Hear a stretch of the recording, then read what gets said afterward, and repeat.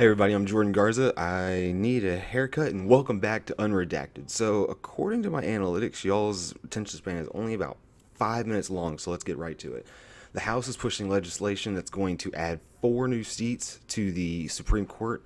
Local pizza man actually restored my faith in humanity a little bit, and then AOC promptly dashed it. So, let's start out with the Hill. So, from the Hill, House Democrats tout bill to add 4 seats to the Supreme Court. A group of House Democrats called for legislation on Monday that would add 4 seats to the Supreme Court, lamenting the ultra-white right-wing branch that overturned Roe v. Wade decision on abortion rights. This is basically the Democrats coming out and saying, we can't win on merit. We know we don't have the votes. We don't have the pull inside of the party to actually make anything happen. So let's push forward a crazy bill so that when November rolls around, I can tell my constituents, oh, I pushed a bill to add seats to the Supreme Court to fight the Roe v. Wade decision. It's nonsensical, but let's read on what the Hill had to say about it. Eight lawmakers cited a recent Supreme Court decision that rolled back Miranda rights throughout New York gun control laws, and allowed religion to surface in schools as well. And that's why are those? I don't know about the Miranda rights, and the other two. Why are those bad? I don't. Okay. As well as Dobbs v. Jackson, women's health decision to overturn the rights to abortion in Roe, is saying we need to add a new justice to the court.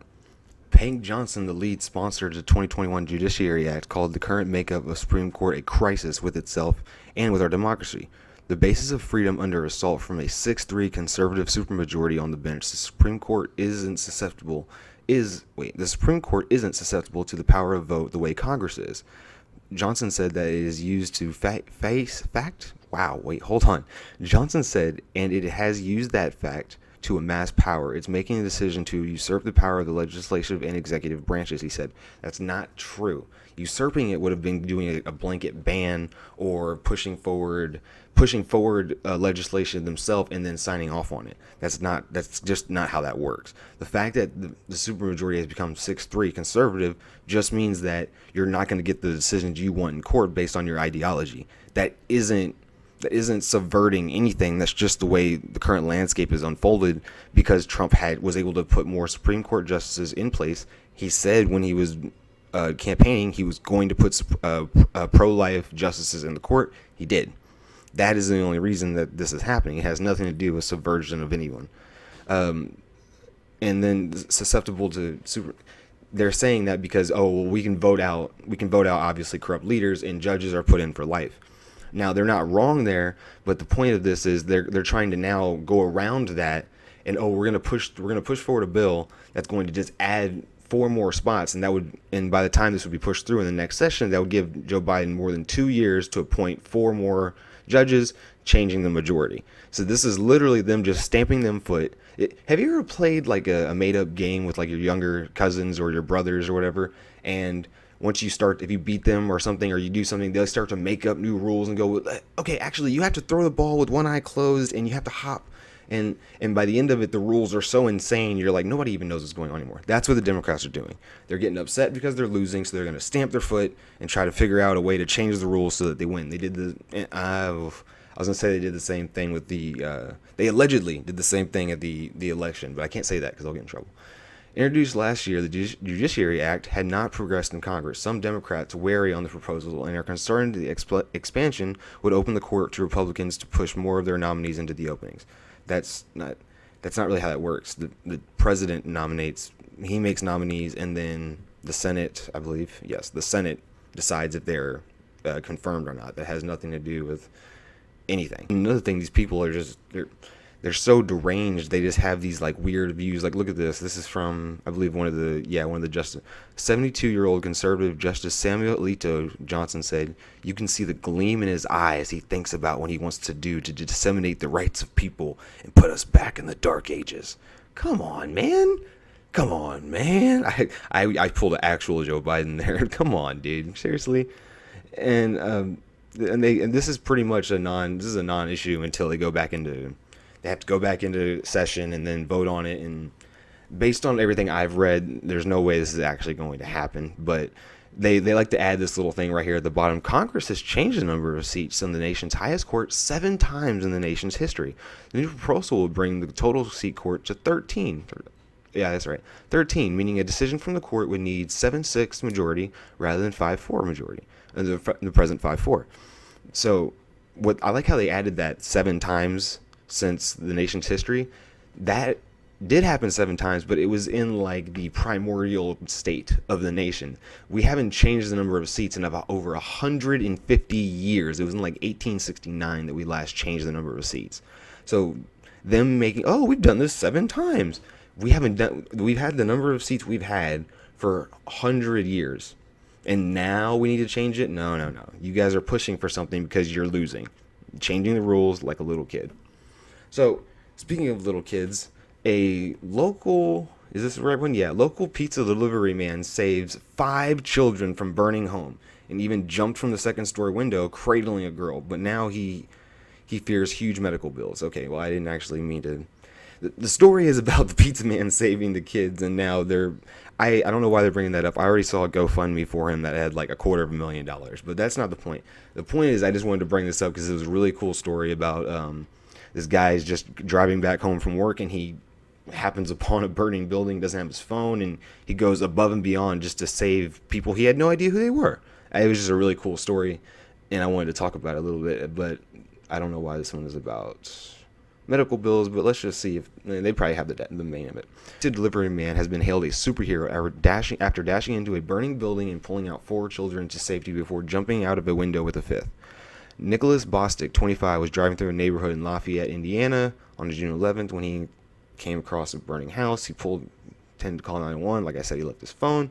Boss said he could not see or hear anyone through the smoke and flames, and he was about to turn back when he saw the outline of a terrified teen at the top of the stairs herding a bunch of children. He spotted Senora Barnett, a 18-year-old who was babysitting the 3 younger siblings and one of their friends while her parents was out playing darts in a nearby bar. Springing up the staircase, Bostic managed to shepherd Siona and the 3 kids, Shayla, Kaylee, and Shay's friend Livian Knifley, through the brutal blaze to safety on our street. In case y'all haven't noticed yet, I'm really bad at like reading. If it's not like Adam or John or like Stacy, I just can't read it. I'm sorry. It's not disrespectful. I just uncultured, I suppose. Eyes and lungs already burning from the heat. It was at that moment, coughing and shaking, Siona said the 6-year-old sister, baby Kay, was still trapped in the inferno. I wasn't going to mess that one up. They have a go hero ran back. The have a go hero then ran back and searched for the missing kid, grabbed her, and jumped out of a broken window of the second floor while shielding her. And here's a video of this is when the police had showed up on scene. And you can see this is him right here. And at this point, I can't get the audio to work, but at this point, all he's saying is the baby okay? Is the baby okay? Because he knew he had, like, I think it's in there. He wraps his hand in like a blanket, punches out a window. He's got the kid under his arm like this. I guess he just dives out, manages to land on his side, breaking the fall. And the first thing he's asking is the baby okay? And and he sits down. He goes, "That's everyone. That's everyone." Collapses. Is the baby okay? Is the baby okay? And then the woman in the background's like, "Yeah, she's fine." I don't know why I can't get the audio to go through.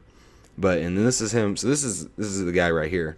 Total Chad. But apparently he got pretty messed up. Looks like he's intubated here. And I believe he had first-degree burns, obviously smoke inhalation, and then probably some damage from the fall.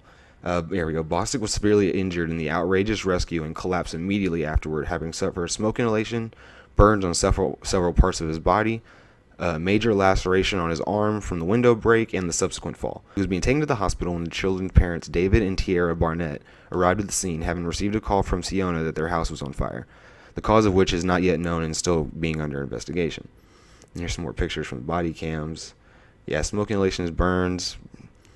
Yeah, but I mean, I just wanted to bring it up because it was a good, pretty much everything I talk about is doom and gloom because that's what I consume most of, and that's just kind of what drives clicks, unfortunately. But I saw this. I thought it was just a really cool story, so I wanted to bring it up.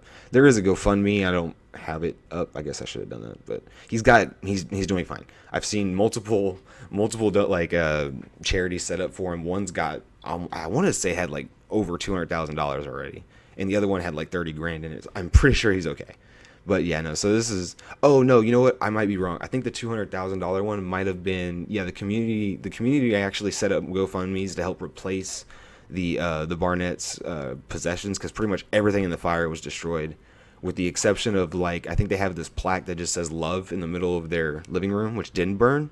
I thought that was kind of a cool. Yeah, more than $30,000 has been contributed to the Barnett family and other members of the community. Okay, so I had it backwards. So Bostic's got like 200 grand for probably $30,000. Maybe. Anyway, that's not the point. Not the point. Good story. Happy story. So let's move on to the last thing. It's not a very long video today. Actually, wasn't a whole lot going on, but I wanted to bring this one up just because, well, I'm not a fan of AOC, and when she does something this stupid, I have to bring it up. So AOC was arrested for protesting at, I think they were doing something for, it was either an abortion clinic or they're having a vote. But she was,